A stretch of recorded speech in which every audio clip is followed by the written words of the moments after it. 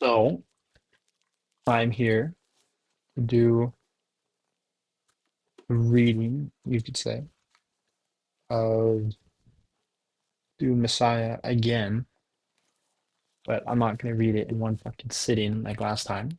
I'm going to read it for a normal person and maybe read a chapter daily and then talk about the chapter at the end and think, what I think I read and what I inferred and stuff like that.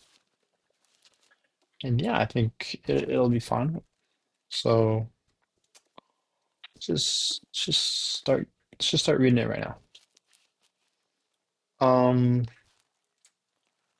One more thing. The book and the movies are pretty different. Not pretty different. There's some things that are different. So if there's some stuff that's confusing or that doesn't make sense, it might be because of the movies. I doubt a lot of people read the book, the first book. That one's pretty long. But yeah, except I've read it. So yeah, let's get into it. Let's start through one or whatever. Such a rich story of myths unfolds. Paul Muad'Dib, the Mentat Emperor, and his sister Aaliyah. It is difficult to set the real persons behind these veils, but there were, after all, a man born Paul Atreides and a woman born Alia. Their flesh was subject to space and time. So, and even though the oracle powers placed them beyond the usual limits of time and space, they came from human stock. They experienced real events which left real traces upon a real universe. To understand them, it must be seen that their catastrophe was a catastrophe of all mankind. This work is dedicated, then not to Muad'Dib or his sister, but to their heirs, to all of us. Dedications in the Muad'Dib Concordance, as copied from the Tabla Memoriam of the Muad'Dib spirit cult, whatever that means.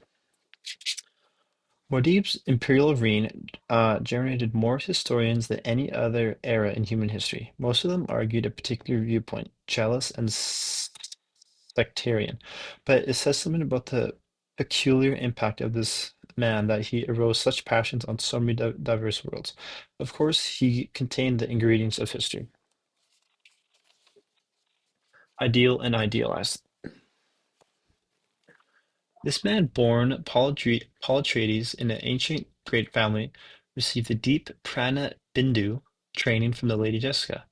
His Bene Gesserit mother and sorry, his Bene Gesserit mother and had through this superb control over muscles and nerves. More than that, he was a mentat, an intellect whose capacities surpassed those of the religiously prescribed mechanical computers used by the ancients. Above all else, Muad'Dib was the Quasi-Cataract, which the Sisterhood's breeding program had sought across thousands of generations. The Quasi-Cataract then the one who could be many places at once. This prophet, this man through whom the Bene Gesserit hoped to control human destiny. This man became Emperor Muad'Dib and executed a marriage of convenience with the daughter of the Paddish emperor he had defeated. Think on the paradox, the failure implicit in this moment, for you surely have read other histories and know the surface facts. Muad'Dib, wild Fremen did.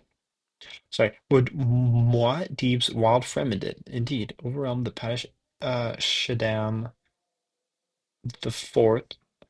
Yeah, the Fourth. They toppled the Sardaukar legions, the allied forces of the Great Houses, the Harkonnen armies, and the mercenaries bought with money voted in the Landsraad. He brought the Spacing Guild to its knees and placed his own sister, Alia, on the religious throne the Bene Gesserit had thought their own. He did all these things and more. Muad'Dib's Kizrat?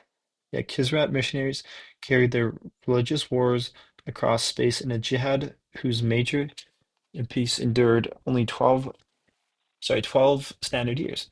But in that time, religious colonialism brought all but a fraction of the human universe under one rule.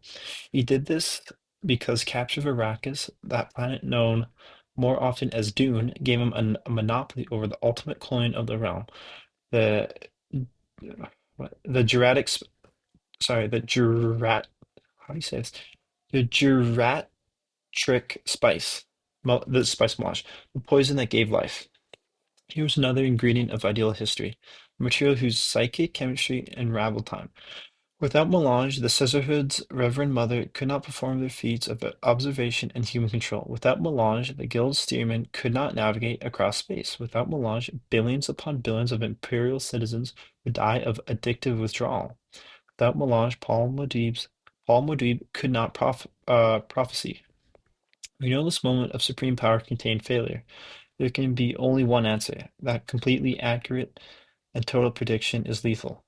Other histories say Muad'Dib was defeated by obvious plotters, the Guild, the Sisterhood, and the scientific Amaryllis of the Ben Telex with their face dancer disguises. Other histories point out the spies in Muad'Dib's household. They make much of the Dune Tyrant, which clouded Muad'Dib's powers of prophecy. Some show how Muad'Dib was made to accept the service of Gahola, the flesh brought back from the dead and trained to destroy him. But certainly they must know this Gahola was Duncan Idaho, the Atreides lieutenant who perished saving the life of young Paul. Yet they delineate the Quasrat cable guided by Cobra the Tangerist. Um, they take us step by step through Cobra's plan to make a martyr of Muad'Dib and place the blame on Chani, the Fremen concubine. How can any of this explain the facts as history has revealed them? They cannot. Only through the lethal nature of prophecy can we understand the failure of such enormous and far-seeing power. Hopefully, other historians will learn something from this revelation. Annals of History in Muad'Dib by Bronzo of IX 9. So that chapter looked to be like obviously a history of Muad'Dib, Paul Atreides obviously, and what he did in history. Like they were talking about how the war that he did, like the Holy War, I think it's called, was for 12 standard years, and how there was some people who wanted to, you know, not disband, like kill his empire.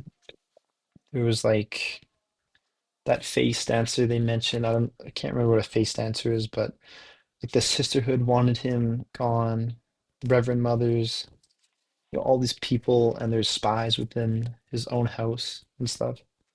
So yeah, that chapter just looked like foreshadowing. You could argue, which I think it was.